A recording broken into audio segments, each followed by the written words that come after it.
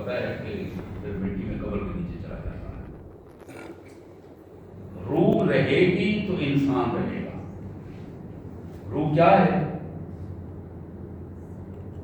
قرآن مجید میں اللہ فرماتے ہیں کہ یسألونک عن الروح، میرے رسول یہ لوگ آپ سے آ کر روح کے بارے میں پوچھتے ہیں کہ روح کیا ہے. قل الروح من امر ربی، آپ انہیں بتاؤ کہ روح اللہ کے حکم کا نام ہے. روح اللہ کے حکم کا نام ہے. یہ روح یعنی جب تک اللہ چاہے گا یہ زندگی رہے گی، جب اس کا حکم نہیں ہوگا زندگی ختم ہو جائے گی. یہ روح مع الجسد انسان ہے، روح اور جسم. اور حضرات یہ روح، یہ جسم جس مالک نے عطا کیا ہے وہ مالک سودے کی بات کر رہا ہے. اور اگر ہم معمولی سا تھوڑا سا اس پہ اگر غور کریں کہ کائنات کا مالک اگر ہمیں یہ شکل و صورت نہ عطا کرتا، انسان نہ بناتا، احسن تکوین نہ بناتا، تو کسی اور شکل و صورت میں کسی اور گروہ یا گروپ میں پیدا کر دیتا. جانوروں کے کسی گروپ میں، نباتات جمادات کے کسی گروپ میں ہمارا وجود وہاں ہوتا تو ہماری کیفیت کیا ہوتی. ذرا اس پہ انسان بار بار قرآن کہتا ہے کہ اس پہ غور کرو. اگر تمہیں ہم نے اسٹیٹس دیا ہے، مرتبہ دیا ہے، مقام دیا ہے، تمہیں تمام مخلوقات میں بہترین مقام دیا ہے، اور وہ مقام ہے احسن تقویم کا مقام. اور وہ مقام یہ ہے کہ خلقت بیدی، اے انسان میں نے تمہیں اپنے دست قدرت سے پیدا کیا ہے. بڑا فرق ہے. پوری کائنات کلمہ کن سے پیدا فرمائی ہے. پوری کائنات ہو جا، اذا اراد شیئا ان یقول له کن فیکون. اللہ فرماتے ہیں کہ جب میں کسی چیز کا ارادہ کرتا ہوں، فیصلہ کرتا ہوں، اس کو حکم دیتا ہوں، ہو جا، ہو جاتا ہے. یہ پوری تخلیقات کا یہی طریقہ کار ہے. لیکن انسان کے بارے میں اللہ نے فرمایا کہ خلقت بیدی، میں انسان کو بھی حکم سے پیدا کر سکتا ہوں. یہ اسے میں نے شرف دیا ہے کہ میں نے تمہیں اپنے دست قدرت سے پیدا کیا. یہ احسن تقویم کا یہ شرف ہے کہ اللہ نے اسے اپنے دست قدرت سے پیدا کیا ہے. وہ اللہ جس نے دست قدرت سے پیدا کیا، وہ مالک جس نے احسن تقویم سے پیدا کیا، وہ مالک جس کا حکم اور روح ہماری زندگی اور ہماری اس لائف کا کی بنیاد اور اس کا باعث ہے.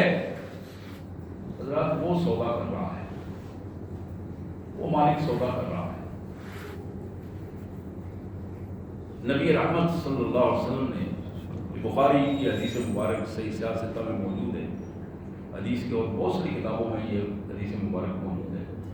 اللہ کے پیارے رسول صلی اللہ علیہ وسلم نے فرمایا لَوَدِدْتُ أَنِّي أُقْتَلُ فِي سَبِيلِ اللَّهِ ثُمَّ أُحْيَا ثُمَّ أُقْتَلُ ثُمَّ أُحْيَا ثُمَّ أُقْتَلُ ثُمَّ أُحْيَا ثُمَّ أُقْتَلُ.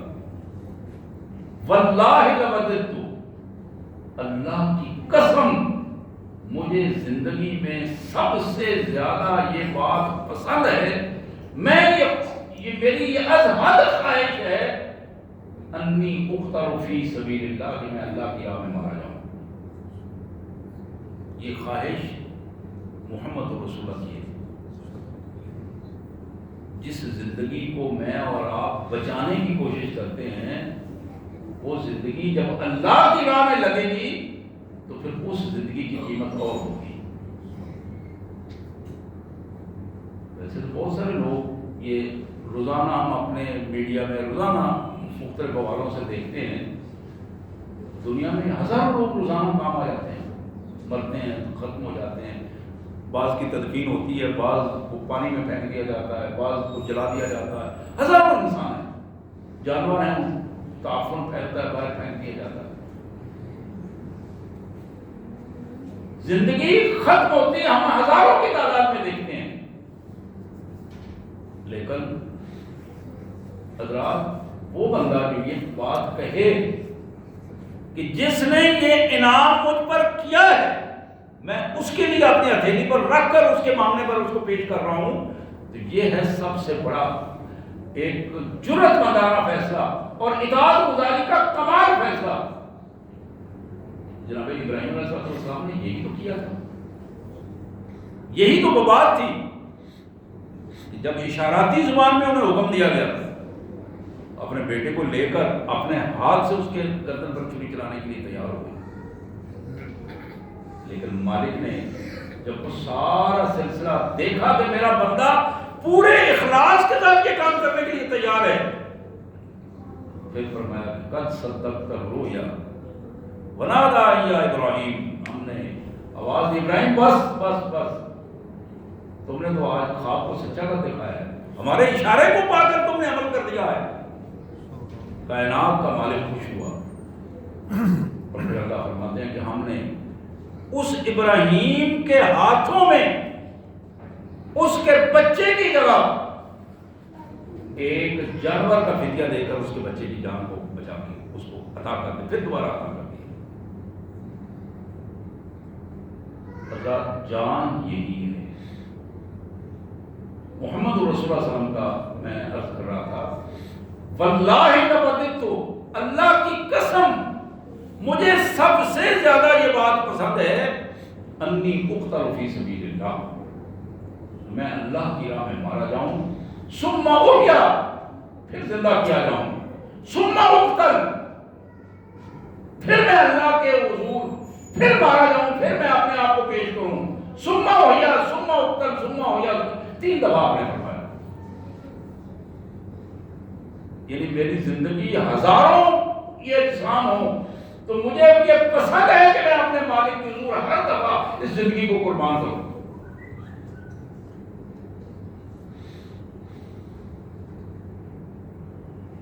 حضرات کی مادہ پرستانہ دور کی بہت بڑی بدتمیزی یہ ہے کہ وہ اللہ کے رسول اور آخرت سے بندے کو دور کر دیتا ہے. انسان کے ذہن میں اس کی زندگی کی اہمیت، اس کے مال و دولت کی اہمیت اور اس کے جھوٹے ماحول کو بت بنا کر پیش کرتا ہے، جس کے نتیجے میں وہ اللہ سے بھی دور ہوتا ہے، اللہ کے رسول سے بھی دور ہوتا ہے اور آخرت سے بھی دور ہو جاتا ہے. یہ وہ کیفیت ہے جس کا مذاق اس وقت کے مشرکین مکہ بھی اڑایا کرتے تھے. یہ کیسے لوگ ہیں جو محمد صلی اللہ علیہ وسلم کے ساتھ مل کر اپنی جانوں تک قربان کرنے کے لیے تیار ہو جاتے ہیں، مال تک قربان کرنے کے لیے تیار ہو جاتے ہیں. حضرات شہادت ہے کیا؟ بنیادی طور پر یا کہتے ہیں ہم جب عدالت میں شہادت دینی ہے، گواہی. شہادت گواہی ہے، اور گواہی کا مطلب کیا ہے؟ اشہد ان لا الہ الا اللہ وحدہ لا شریک لہ، میں اپنی جان دے کر اللہ کی راہ میں یہ گواہی دے رہا ہوں کہ میں اپنے مالک کا فرما بردار ہوں. جہاں میرے مالک نے چاہا اس کی دی ہوئی جان اس کے راستے میں قربان کرنے کے لیے تیار ہے. یہ اس کے دین کی، اس کی وحدانیت کی، اس کے رسول کی اطاعت کی یہ گواہی ہے، جس گواہی کو میں اپنے کردار کے ساتھ پیش کر رہا ہوں. یہ ہے بندہ مومن کا وہ داعیہ جس کے حوالے سے بندہ مومن اس کو پیش کرتا ہے. محمد رسول اللہ صلی اللہ علیہ وسلم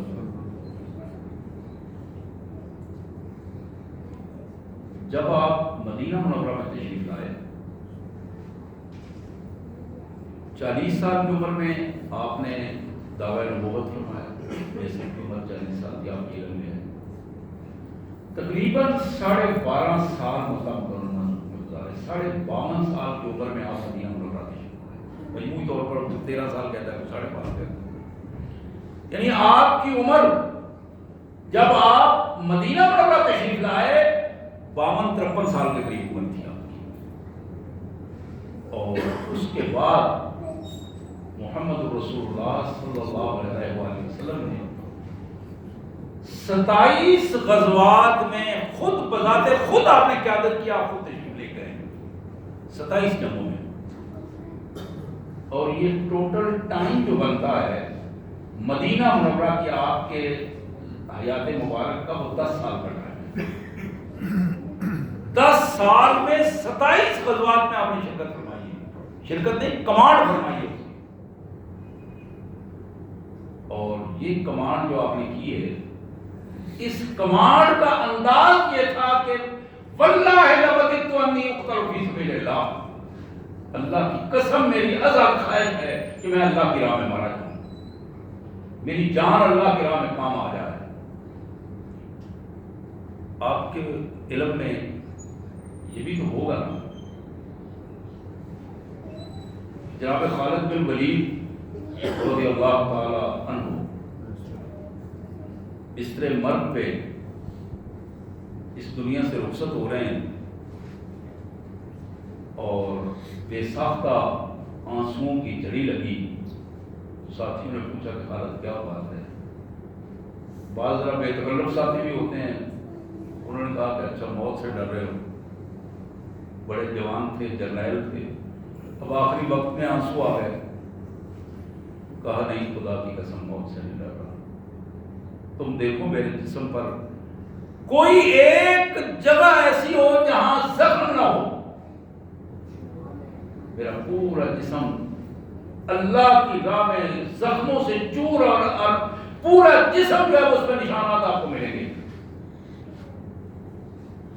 اور یہ میرے مالک کی عطا ہے کہ میں تو اس شہادت کو جگہ جگہ پر ڈھونڈتا پھر رہا تھا، اس کا طلبگار تھا، کبھی روم کے محاذ پر اور کبھی ایران کے محاذ پر، کبھی اندرونی محاذوں پر اور کبھی بیرونی محاذوں پر، میں نے تو اپنی جان کو ہزاروں کی قیادت کرتے ہوئے لاکھوں سے میں لڑ گیا ہوں، لیکن آج مجھے آنسو اس لیے آ رہے ہیں کہ اب موت مجھے سامنے نظر آ رہی ہے اور مجھے شہادت ملتی ہوئی نظر نہیں آ رہی، اس وجہ سے میں پریشان ہوں۔ پھر کہنے والوں نے یہ جواب دیا، جناب خالد رضی اللہ تعالیٰ عنہ کا رواں رواں اللہ کی اس عنایت پر خوش ہوا، اور کہنے والوں نے بتایا کہ خالد اللہ نے تو تم، اللہ کے رسول صلی اللہ علیہ وسلم نے جو تمہیں سیف من سیوف اللہ کہا ہے، تم تو اللہ کی تلوار ہو، تو شہادت تو ملتی ہے کسی کافر کے مارے ہوئے مارنے سے، یہ کیسے ممکن ہے کہ اللہ کی تلوار ہو اور وہ بے شک خالد کی صورت میں ہو اور کوئی کافر اسے توڑ دے؟ یہ ممکن نہیں ہے، ممکن ہے اس بستر مرگ پر کہ اللہ تعالیٰ تمہیں تمہاری خوبصورت نیت کی وجہ سے شہادت کا مرتبہ عطا فرمائے۔ حضرات کئی دفعہ اس حدیث مبارک میں نے بیان کی ہے، کئی خطبات میں، محمد رسول اللہ صلی اللہ علیہ وسلم غزوہ احد کو میں گزرتے ہوئے دیکھا آپ نے، ایک بندہ کھڑا ہے چٹان پہ، پتھر پہ پاؤں رکھا ہوا ہے، ایک پاؤں نیچے ہے، کھجوریں کھا رہا ہے، بڑی معروف روایت ہے، آپ پاس سے گزرتے ہیں بڑی پریشانی کے عالم میں، پورا ماحول غزوہ احد کا، اور وہ سوال کرتا ہے گزرتے ہوئے، تیزی سے پوچھتا ہے کہ اللہ کے رسول صلی اللہ علیہ وسلم ان قتل تو بھائی نہ آنا، میرے آقا اگر میں مارا جاؤں کہاں جاؤں گا، میرا انجام کیا ہوگا؟ قال فی الجنہ، آپ نے فرمایا جنت میں جاؤ گے۔ اب یہ دو ٹوک فیصلہ آ گیا، میرے آقا صلی اللہ علیہ وسلم نے دو ٹوک فیصلہ دیا، قال فی الجنہ، تو پھر حدیث کے اگلے الفاظ یہ ہیں کہ قال کا تمرات، کھجوریں جو منہ میں تھی وہ منہ میں تھی، جو ہاتھ میں تھی اس نے پھینک دی، اس نے کہا پھر باقی کھجوریں ادھر جا پائیں گے۔ حضرات حقیقت میں یہ کیفیت ہم میں پیدا نہیں ہوئی، مادہ پرستی نے یہ کیفیت چھین لی ہے ہم سے، ہم نظریاتی لوگ نہیں بن رہے، اس نظریہ نہ ہونے کی وجہ سے اپنی اس دنیا داری کو اکٹھا کرتے کرتے ہم نے اپنے اللہ کو چھوڑ دیا ہے، اللہ کو بھلا دیا ہے، اللہ کے رسول کو بھلا دیا ہے۔ اور بڑی خوبصورت بات کہی تھی جواب شکوہ میں علامہ اقبال مرحوم نے، اے خوشا روز کہ آئیو بسد ناز آئی، بے حجابانہ سوئے محفل ماں باز آئی۔ میرے مالک اللہ سے خطاب کرتے ہوئے عرض کرتے ہیں، میرے مالک اے خوشا روز کہ آئیو بسد ناز آئی، وہ کتنا مبارک دن ہوگا، کتنا خوشیاں منانے والا دن ہوگا جس دن آپ ہمارے روٹھے ہوئے مالک پھر ہم میں واپس آ جائیں گے۔ آج ہم نے اپنے اللہ کو اس کے غضب اور اس کے ناراضگی کی کیفیت میں چھوڑ دیا ہے، اور ہم اپنے ان چکروں میں پڑ گئے ہیں کہ ہمیں معلوم ہی نہیں کہ ہم کہاں پڑے۔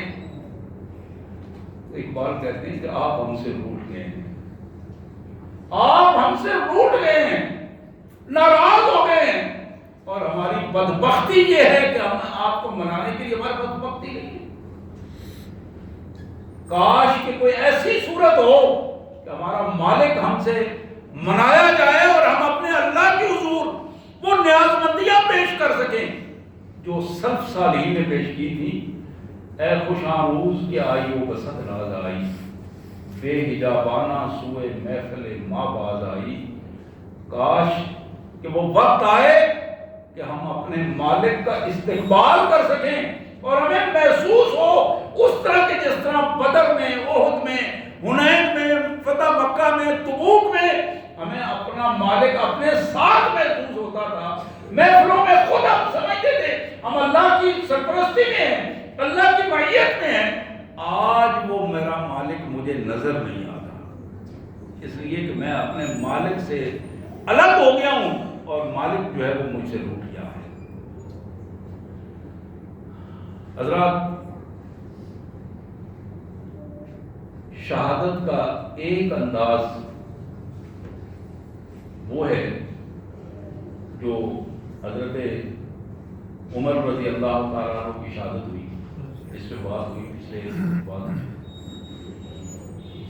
حضرت عثمان غنی رضی اللہ تعالیٰ عنہ کی شہادت ہوئی۔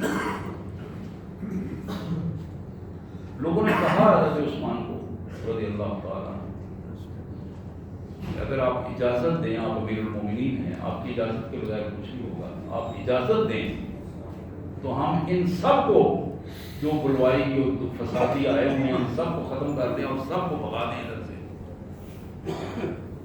آپ نے فرمایا کہ میں اللہ کے رسول صلی اللہ علیہ وسلم کے اس حرم کے اندر، اس کو رسول اللہ نے حرم قرار دیا ہے، میں اس کے اندر خون نہیں مانا جاتا۔ ایک شہادت جناب علی کرم اللہ وجہ کی شہادت بھی،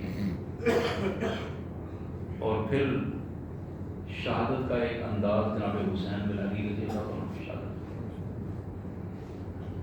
اور یہ ایک سلسلہ ہے جو مسلسل چلتا چلا آ رہا ہے۔ اس سارے کے سارے سلسلے میں بندہ مومن کا جو معیار ہے، شہادت ہے مطلوب و مقصود مومن، نہ مال غنیمت نہ کشور کشائی۔ بندہ مومن جان پیش کرتا ہے اللہ کے لیے، نہ وہ اپنی حکومتوں کے بڑھانے کے لیے اور نہ مال و دولت کے غنیمت کے سمیٹنے کے لیے اپنی جان کو پیش کرتا ہے۔ مومن کی جان اس لیے کام آتی ہے کہ وہ اپنے اللہ کے وحدہ لا شریک ہونے پہ اپنے جان کی گواہی پیش کرتا۔ حضرات، یہ جان کی گواہی جسے محمد کریم صلی اللہ علیہ وسلم نے ارشاد فرمایا، افضل الجہاد قول الکلمۃ الحق عند سلطان الجائر۔ جہاد اور شہادت کا ایک یہ بھی رنگ ہے کہ سب سے بہترین اور افضل جہاد ایک ظالم حکمران کے سامنے کلمہ حق کہنا، یہ سب سے افضل جہاد ہے.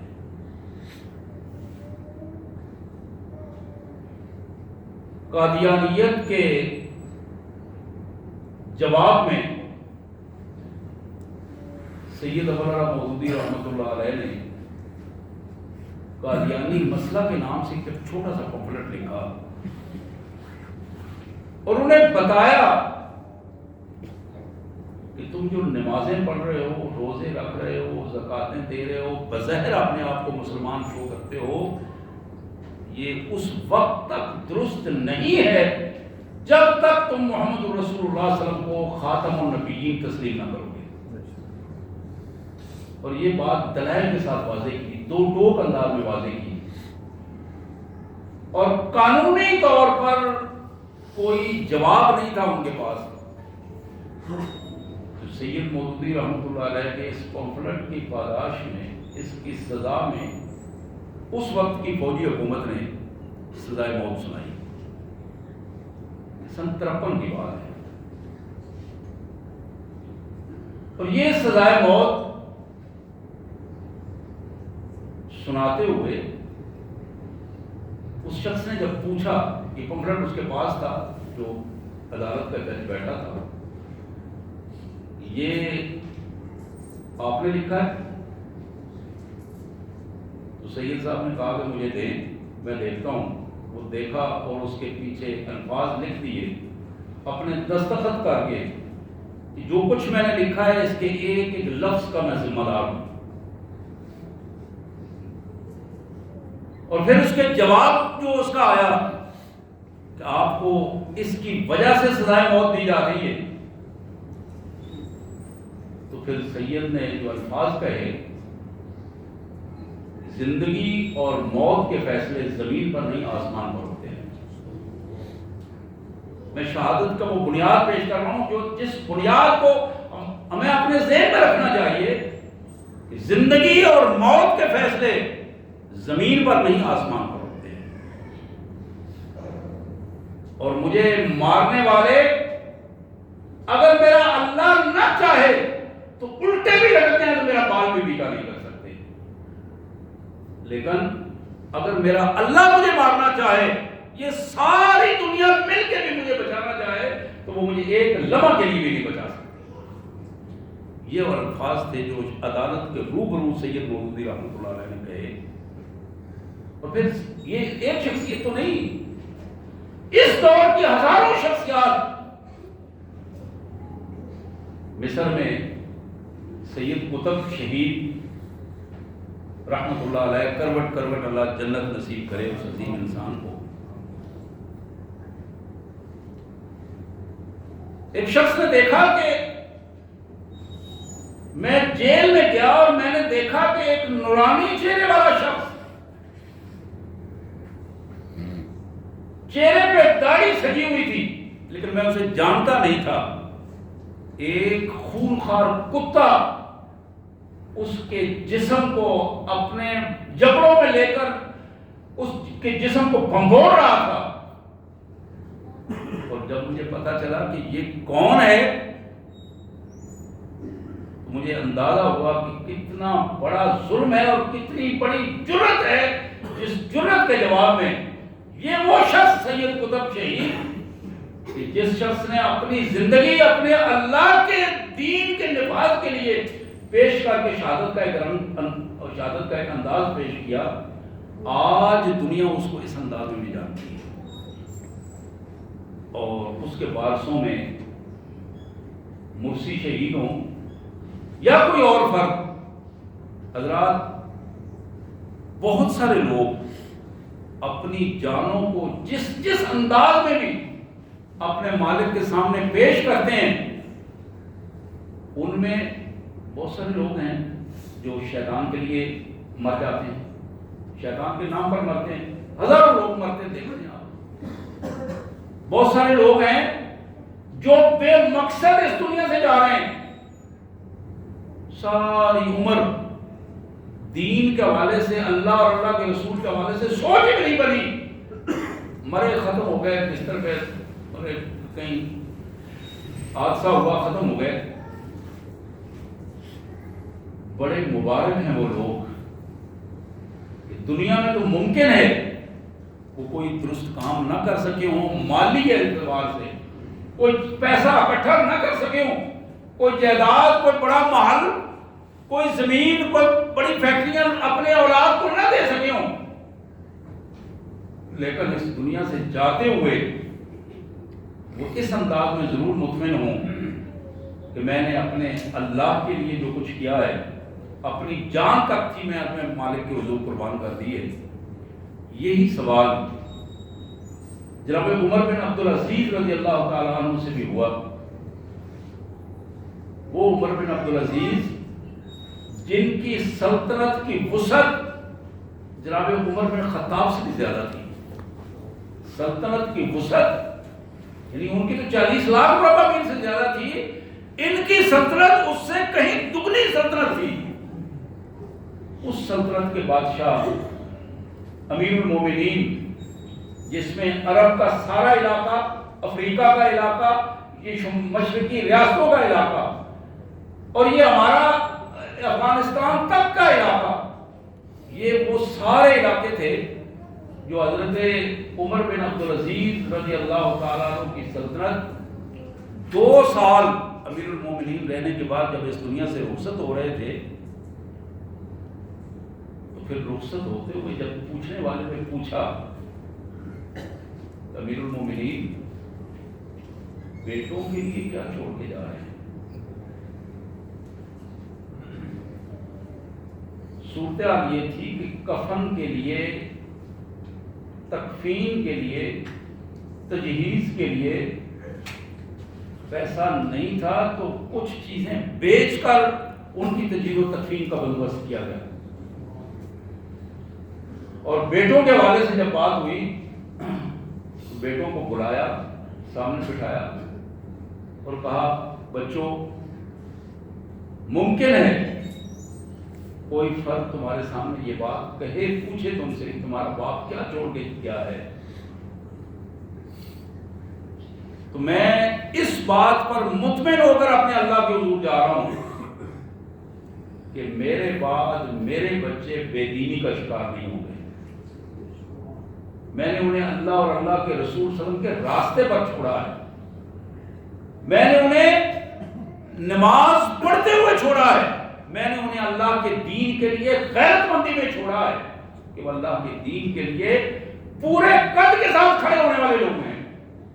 اس پوزیشن میں نے نہیں چھوڑا کہ میں ان کو بہت ساری جائیدادیں دے کے جاتا، میں ان کو بہت ساری معاملات میں دنیاوی طور پر آسانیاں دے کے جاتا، لیکن میرے وہی بچے کل جب اللہ کے حضور حساب و کتاب کے معاملے میں پیش ہوتے تو وہ میرے لیے بھی عذاب بن جاتے اور اپنے لیے بھی عذاب بن جاتے۔ حضرات، آج بھی یہ المیہ ہے جو میرے لیے بھی ہے، آپ کے لیے بھی ہے۔ ہم میں سے کتنے افراد کو اس کا فکر ہے؟ یقیناً ہمیں فکر ہے اپنے بچوں کا، بچیوں کا، ہم ان کی تعلیم کا فکر کرتے ہیں، بہت اچھا فکر ہے، لیکن ہمیں فکر کس تعلیم کا ہوتا ہے کہ ہمارا بچہ ماسٹر کر جائے، کوئی ٹیکنیکل کسی شعبے میں ٹاپ کر جائے، کہیں ڈاکٹریٹ میں آ جائے، تو عام معاملات میں دنیا میں اس کا ایک اچھا سٹیٹس نظر آئے، اچھا سٹیٹس بنے۔ ہمارا بچہ ہمارے پاس کسی کے سامنے ہاتھ نہ پھیلائے، اچھی سوچ ہے، لیکن کیا اتنی فکر ہمیں اپنے بچوں کے لیے، ان کی تربیت اور ان کے دین کے لیے بھی اتنی فکر ہے؟ جبکہ حدیث میں یہ الفاظ ہیں، میرے بھائی کئی دفعہ اس کو پڑھ اور سن چکے ہوں گے، ایک عورت، ایک بیٹی، ایک بہن، ایک بیوی اپنے ایک نہیں، باپ، بھائی، بیٹے، خامن، ان سب لوگوں کو خلاف اللہ کے حضور دعویٰ دے کر تمہیں اپنے ساتھ جہنم میں لے کے جائے گی، اپنے ساتھ جہنم میں لے کے جائے گی، جس کی ہم نے تربیت نہیں کی۔ وہ میری بیٹی جو باہر جا کر لوگوں کی نظروں میں پرکشش ہوتی ہے، وہی کل میرے لیے، آپ کی بیٹی، آپ کے لیے عذاب اور اذیت کا باعث ہوگی۔ اس دنیا سے جو ہی ہم آنکھیں موندتے ہیں، موت کی کیفیت شروع ہوتی ہے، قبر کی کیفیت، اور پھر یہی میرے بچے، میری بیٹیاں، آپ کے بچے، آپ کی بیٹیاں ہمارے لیے بڑی اذیت کا سامان فراہم کریں گی، بیویاں بڑی اذیت کا سامان فراہم کریں گی۔ حضرات، یہ بھی شہادت کا ایک رویہ ہے کہ ہم اللہ کے حضور شہادت دیتے ہوئے جہاں اپنی جان قربان کرنے کے لیے تیار ہوں، جہاں اپنا مال قربان کرنے کے لیے تیار ہوں، وہاں ہم اپنے بچوں کو بھی اس انداز میں تیار کریں کہ ہمارے بچے بھی اللہ اور اللہ کے رسول کے حکم پر اور رسول اللہ کی حرمت پر اپنے آپ کو قربان کرنے کے لیے تیار ہو جائیں۔ یہ باتیں بظاہر ممکن ہے کچھ جذباتی بھی محسوس ہوں،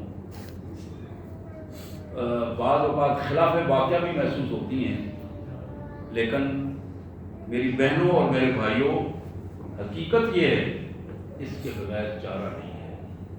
یہ جو آج ہمیں حیات اور زندگی نظر آ رہی ہے نا، یہ زندگی تو پتہ نہیں اگلا لمحہ ہے کہ نہیں ہے، اگلا لمحہ کس کا ہے ہمیں نہیں معلوم۔ آئیے اپنے اللہ سے عہد کیجیے کہ ہم اپنے نظریہ اسلام کا تحفظ کرتے ہوئے اپنے آپ کو جہادی حوالے سے، جو اللہ نے ہم سے بیعت لی ہے، وعدہ کیا ہے کہ جنت کے بدلے میں تمہارے مال اور جانیں میں نے خرید لی ہیں، اس سودے پہ پورا اتریں۔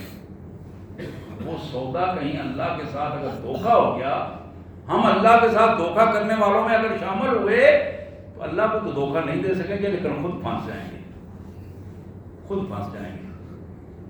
اپنی مال اور جانیں دے کر اگر جنت مل جائے تو یہ سودا مہنگا نہیں ہے۔ آئیے اللہ سے اس معاہدے میں سچائی کے لیے عہد کیجیے، اللہ نے اس کی توفیق عطا فرمائے۔ واخر دعوانا الحمدللہ رب العالمین۔